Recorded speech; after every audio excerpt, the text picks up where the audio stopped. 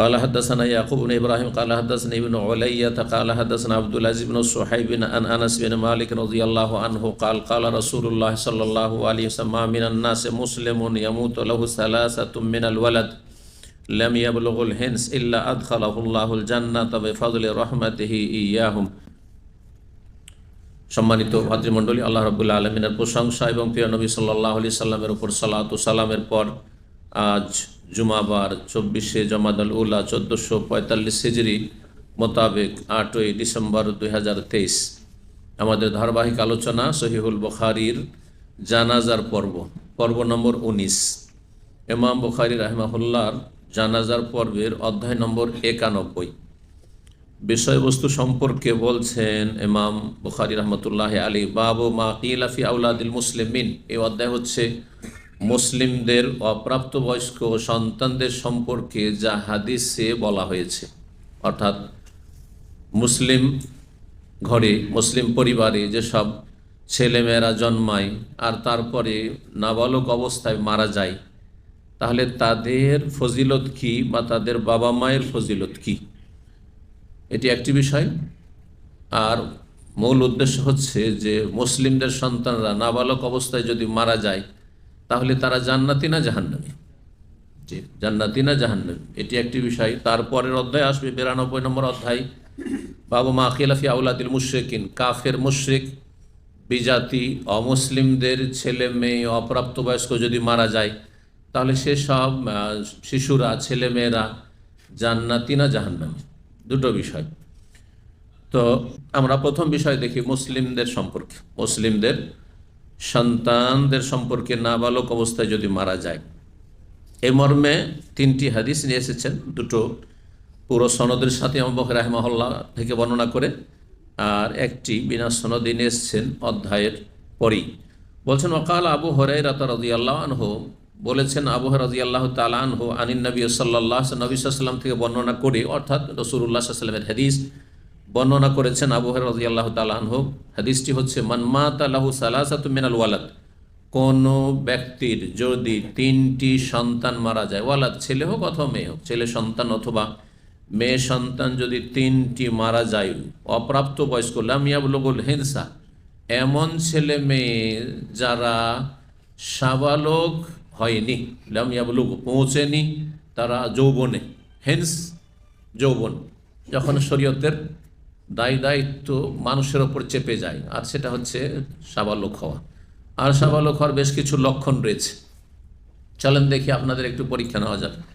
সাবালক হওয়ার লক্ষণ কি কি ছেলেদের ক্ষেত্রে আর মেয়েদের ক্ষেত্রে? যে বলবেন হাত তুলবেন, যে বলবেন হাত তুলবেন, চলেন সামনে থেকে বলেন।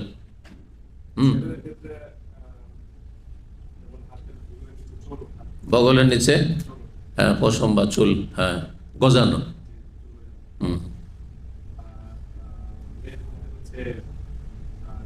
বাস একটি ছেলেদের ক্ষেত্রে, আর কেউ না? না ওইভাবে না, যে বলবে হাত তুলবে, আর কেউ? সবগুলি বলতে হবে, যে সবগুলি বলতে পারবেন হাত তুলবেন।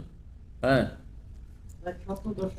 স্বপ্নদোষ হওয়া, এটা সবাই শরীক, ছেলে হোক অথবা মেয়েদের স্বপ্নদোষ হয়, যদিও কম হয় কিন্তু হয়। তারপরে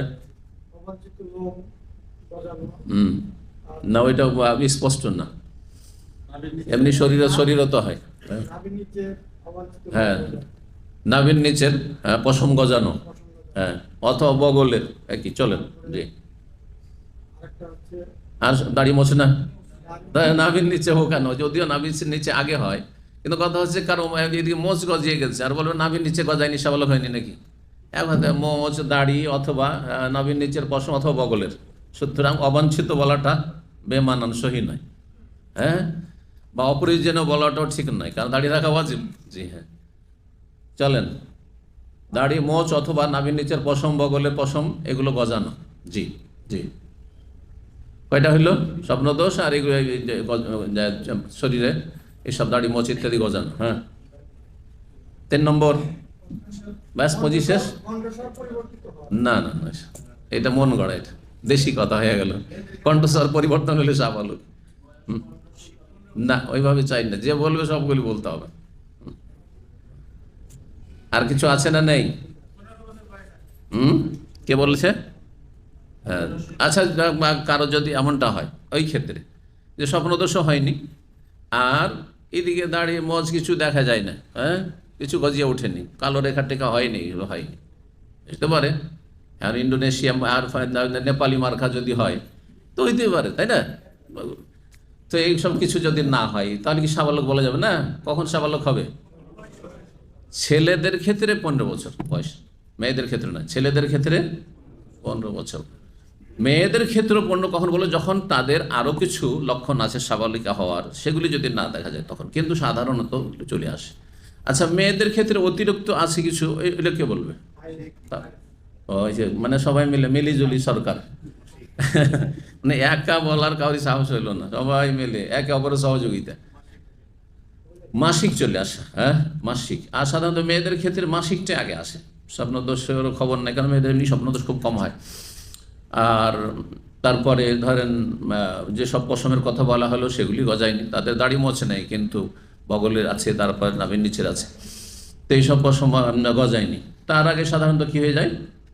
মাসিক হয়ে যায়।